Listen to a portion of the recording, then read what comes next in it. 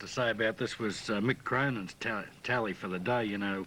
25 points, a try and 11 goals. It's 11 not out of bad. 12. 11 out of 12, you know. Pretty of a human. Well, just after being married, you know. Now, there's his try. Well, what could you say, Rex? It just went on and on and on from everybody that I've spoken to about the game. Parramatta is such a well-drilled and well-oiled combination that, you know, they could just about do this to anybody on the day that the opposition aren't playing well.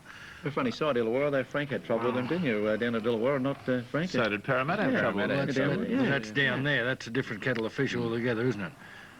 But I don't know. When you look at the way Parramatta score tries and they back up and carry on, you'll probably see a couple of instances here.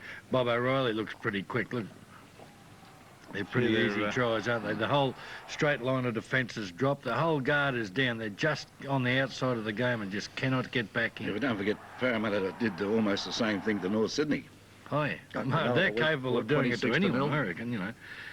But I don't know. When you look at just the way they do their tricks, you know, look at this guy. Well, he's got electrifying pace, this fella. You know. Well, absolutely electrifying pace. He doesn't seem to be as injury prone as a lot of people thought to start with, too. He was initially had a lot of trouble when he came to league, and that terrible knee injury which he came back from. Well, to me, it's Parramatta that are definitely the side to beat. You know, like Manly have been linked with them as co-leaders as the side to beat, but I reckon that the way Parramatta put their act together nearly every week. They're doing all this without Ronnie Hilditch too, you know, who was one of the form players in Sydney. It's interesting to conjecture. Speaking about Ron Hilditch, Rex, you know, Ron Hilditch is an automatic selection, or the first front row picked a few weeks ago for any representative side, and now I think he's got about 4 or 5 in front of him. Well, he's got Young, Hancock, Coveney and Ale if he's got to get past to get in the test size. I still think he'll make it. When the time comes to put the flag up, I think he's going to be well in selection. There's the old saying here about putting the man on the ground with the ball, but it just doesn't happen. Spare me days. God, I bet that was a long game for Illawarra. I bet that clock was just absolutely crawling. Yeah. It's not easy when you get a thrashing like that. No, I would say. Is it, Frank? No, it isn't.